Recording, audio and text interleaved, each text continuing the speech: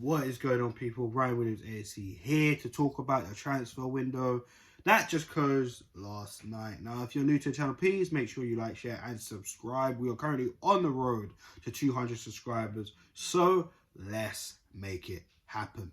So, guys, we're going to talk about the window. Let's just jump into it. Let's just talk about the outgoings, of course. The big one was Pierre-Emerick Aubameyang signing for Barcelona on a free transfer. Yes, we will cover half the wages going for the first to the end of the season, in fact. And then Barcelona will take on the rest of his wages going forward once the season, the next season starts. I wish nothing but luck for Pierre-Emerick Aubameyang. Unfortunately, it didn't work out, especially the last two seasons. It hasn't been great. Unfortunately, we all know the reasons between him and Mikel Arteta not exactly going on. Obviously, we feel like there's more reasons because, why would you just abruptly get rid of him straight away, not even a chance for him to fight back in the team? But again, we can talk about that at the end of the season. Nothing but luck for Pierre-Emerick Aubameyang. Callum Chambers going to Aston Villa. Look, we know Callum Chambers has not exactly been the most amazing player for Arsenal the last 6 years he's been at the club. Maybe a little bit longer than that. When did he sign? 2012? Look, Callum Chambers has been here for a long time. Hasn't really been amazing. He's been decent at times, and then he's been awful at times. He was going to be on a free in the summer, but Arsenal managed to squeeze out 2 mil. My only issue with that is just because of the likes of Cedric Suarez covering that right back position. Not very comfortable with that, just in case Tommy Asu gets injured again or is unavailable, touch wood, that doesn't happen from now to the remaining end of the season. But, it is what it is. So good luck to Callum Chambers on that side. Sead Kolasinac going on a free to Marseille. Contract was terminated. It is what it is. Kolasinac, it didn't work out, and to be honest with you, I'm glad he's finally gone, and that's just my personal opinion. Pablo Mari, Udinese on loan for the remainder of the season. Hasn't really featured much, probably since the Chelsea game near the start of the season. Since then, we haven't seen Pablo Mari since, and he was actually complaining about the lack of game time, and well, he's going to get it now at Udinese for the remainder of the season. Ainsley Maitland-Niles, Rome. Him going to Roma to link up with Jose Mourinho. I think a lot of us fans at the time were thinking, well, why did you let him go if you didn't get a certified replacement first? And we didn't do that. Ainsley's been gone for 2-3 weeks, and we didn't get a liable replacement for Ainsley Maitland-Niles, especially in that midfield. And you could tell by, if you're looking at the FA Cup game that happened a few weeks ago, where we got knocked out by Nottingham Forest, throwing in a young Charlie Patino who was out of his depth, clearly. Even Lokonga was out of his depth. And Lokonga, this is his first season. He needed someone to guide him and help him in that midfield, as I kept saying throughout the season. And we didn't do that in January either. And Ainsley's gone to Rome. So it is what it is with Ainsley Maitland-Niles. We know he wasn't happy with the lack of game time that he got. We all thought he'd probably get more game time when Partey and El Nene got to AFCON. And that wasn't the case. So it is what it is with that. Is there anybody else that left the club that I'm forgetting? So we had Aubameyang, Kolasinac, Pablo Mari, Ainsley Maitland-Niles, Callum Chambers. I feel like I'm forgetting somebody. Who am I forgetting? Guys, let me know your thoughts in the comment section below if I've forgotten anybody, because those are the only players that come to mind. I know there's a few young players that's gone back out on loan. I know Aziz came back as well. I think that's about it, guys. I can't recall anybody else. If there is, let me know. But all the outgoings and players, leaving on a free in the summer, so we let them go now. Some players just exile from the club, etc, etc, etc. But incomings, and I mean incomings for this season, no one's come in. Nobody has come in. And of course, we could talk about the Americans we signed for next season, like, you know, your Turners or your Trusty, you know, a goalkeeper and a centre back, one that actually played for Stan Kroenke's team in America, the Colorado Rapids. So these players will come in next season. Not really going to criticize them, not going to say anything bad about them. You know, they're new players. We'll see what happens when they come in. But this transfer window, I just want to give you guys some perspective. The ones that, you know, I spoke to in the last week or so, or even throughout the season. I mean, I've said I'm not really on this top 4 hype. I said at the time, you know, we look like we could do it, but I feel we'll fall short. And I think they made it. Sure, we fall short. By getting rid of so many players and not being able to bring in any players at all.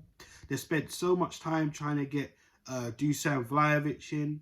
As the days were growing, it felt so little chance of him coming in.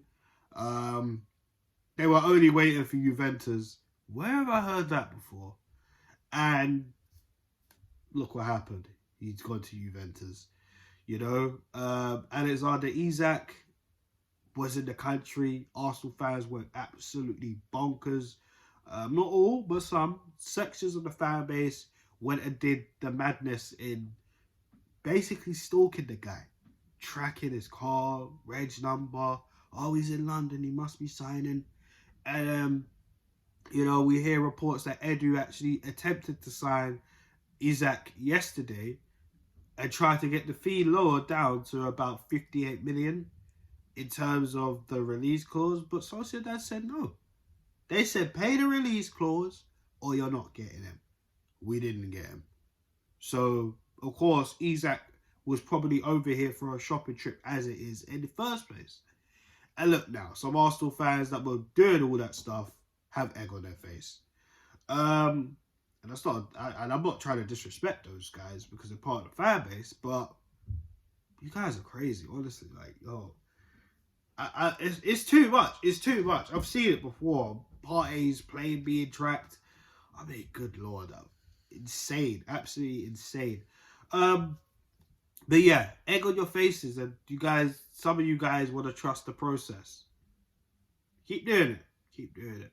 Which brings me on to my next thing. A lot of people try to justify the non-activity in getting a striker and a centre midfielder by saying, oh, we've saved a lot of money. We got Aubameyang's wages off the bill and blah, blah, blah, blah, blah. And I'm thinking, you do realise we have to subsidise some of Aubameyang. It's not easy, you know. Just like Ozil. When we got rid of Ozil, you do realise we had to pay some of those wages when he went to Fenerbahce. Like, come on, guys. Come on. Come on. Come on. Do you know what I mean? It's pathetic. It's absolutely pathetic, if you ask me. You know, by some of these fans just reaching and finding any type of excuse to defend the actions of Mikel Arteta, Edu, and the Kroenkes. You know, I've said this before and I'll say it again. Go back to the start of the season when I made my video about fans need to be consistent. And that was before the Chelsea game. And then check out the Chelsea review. When I said I wasn't really surprised about the lack of people turning up to try and get the Kroenkes out. Because we all know what's going to happen this season. More people are going to start saying Arteta out, Edu out, and Kroenke out. Well, the ones that haven't been consistent anyways. And then what? Next season, when Mikel Arteta, hopefully not, but probably signs his next contract extension, the one that's rumoured in the first place, then what? Oh, let's give him another chance. I just can't be asked to moan anymore. There's no saving people in this fan base. I'm not even saving people. Some people just need to wake up and smell the coffee. And smell the BS that this club has been pouring out years and years and years. This was our best chance trying to get top 4. I wanted to be proven wrong. I really wanted to be proven wrong. But again and again and again, I'm proven right. And I hate being right sometimes because it makes me sound like a narcissist. I'm not a narcissist.